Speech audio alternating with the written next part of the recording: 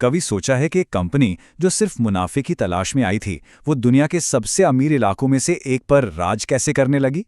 ये कहानी है ईस्ट इंडिया कंपनी की, और आज हम यही समझने की कोशिश करेंगे कि ये सब आखिर हुआ कैसे। तो सबसे बड़ा सवाल यही है, ये हुआ कैसे?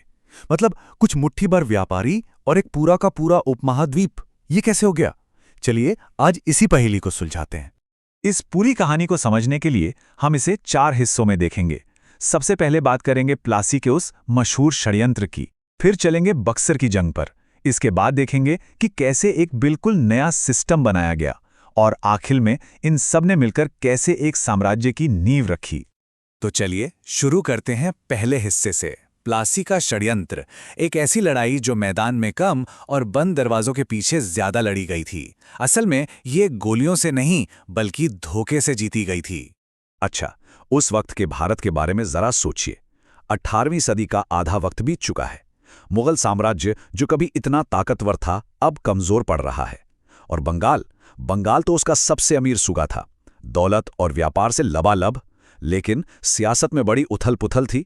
और बस यही वो मौका था जिसकी ताक में ईस्ट इंडिया कंपनी बैठी थी। अब इस पूरी कहानी के कह सकते हैं कुछ मेन प्लेयर्स थे।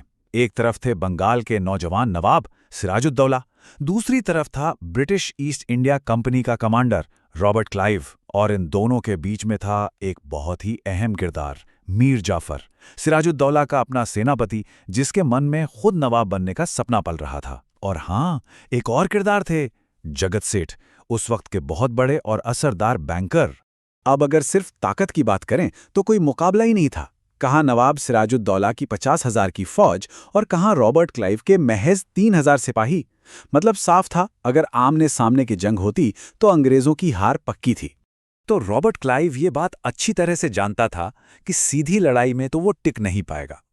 इसलिए उसने फैसला किया कि जंग मैदान में नहीं बल्कि नवाब के अपने ही खेमे में लड़ी जाएगी। उसने लड़ाई की जगह षड्यंत्र को चुना। और इसका मोहरा कौन बना? मीर जाफर। क्लाइव को पता था कि मीर जाफर नवाब बनना चाहता है, तो उसने मीर जाफर के साथ एक सीक्रेट डील की। डील सीधी थी, जंग के मैदान में तुम अपनी टुकड़ी के साथ बस चुपचाप खड़े रहना, और बदले में बंगाल की गद्दी तुम्हारी। और फिर आया 23 जून 1757 का दिन। जैसा तय हुआ था ठीक वैसा ही हुआ। लड़ाई शुरू होते ही नवाब की फौज का एक बहुत बड़ा हिस्सा जो मीर जाफर के अंडर था, वो अपनी जगह से हिला तक नहीं। तो ये कोई जंग थी ही नहीं, ये तो एक पहले से तय किया हुआ धोखा था जिसने नवाब की हार पक्की कर दी। और इस धोखे की कीमत क्या थी? 1,17,00,000 रुपए। जी हां, नवाब बनते ही मीर जाफर ने इतनी बड़ी रकम कंपनी को इनाम में दी। तो अब ये खेल सिर्फ व्यापार का नहीं रह गया था, अब ये खेल था ताकत का और बेशुमार दौलत का। तो प्लासी तो, जैसा हमने देखा, एक षड्यंत्र था। लेकिन इसके बाद जो हुआ, बक्सर की लड़ाई, वो एक असली जंग थी। एक ऐसी जीत जिसने हमेशा हमेशा के लिए भारत में कंपनी का भविष्य तय कर दिया। अब हुआ ये कि अंग्रेजों ने मीर जाफर के बाद उसके दामाद मीर कासिम को अगला कठपुतली नवाब बनाया।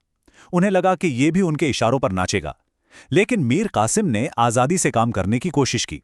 वो अपनी ताकत दिखाना चाहता था, और बस यहीं से कंपनी के साथ उसका टकराव शुरू हो गया। तो जब कंपनी ने मीर कासिम को हटाने की कोशिश की तो वो बंगाल से भाग निकला, पर उसने हार नहीं मानी। उसने जाकर एक मजबूत गठबंधन बनाया। और इसमें कौन कौन शामिल थे? अवध के नवाब शुजा-उद-दौला, और तो और खुद मुगल बादशाह शाह आलम द्वितीय।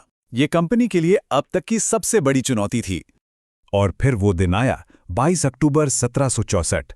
जगह थी बक्सर, गंगा नदी के किनारे।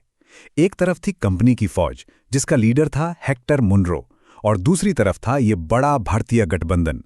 नतीजा, कंपनी की एक तरफा और जबरदस्त जीत। उनकी छोटी सी पर बहुत ही डिसिप्लिन सेना ने इस गठबंधन को बुरी तरह हरा दिया। ये उनकी असली मिलिट्री पावर का शो था। तो प्लासी और बक्सर, इन दोनों जीतों में फर्क समझना बहुत जरूरी है। देखिए, प्लासी की जीत एक साजिश थी जिसने कंपनी को एक किंग मेकर बना दिया, मतलब वो पर्दे के पीछे से सियासत कंट्रोल कर रहे थे। लेकिन बक्सर की जीत एक असली सैन्य जीत थी, और इसी जीत ने उन्हें शासन करने का कानूनी हक दिलाया। और ये कानूनी हक क्या था? इसे कहते हैं दीवानी राइट्स। 1765 में इलाहाबाद की संधि हुई, जिसमें हारे हुए मुगल बादशाह को दस्तखत करने पर मजबूर किया गया, और इस एक कागज ने कंपनी को बंगाल, बिहार और उड़ीसा, ये 3 बड़े सूबों से सारा टैक्स यानी रेवेन्यू वसूलने का अधिकार दे दिया।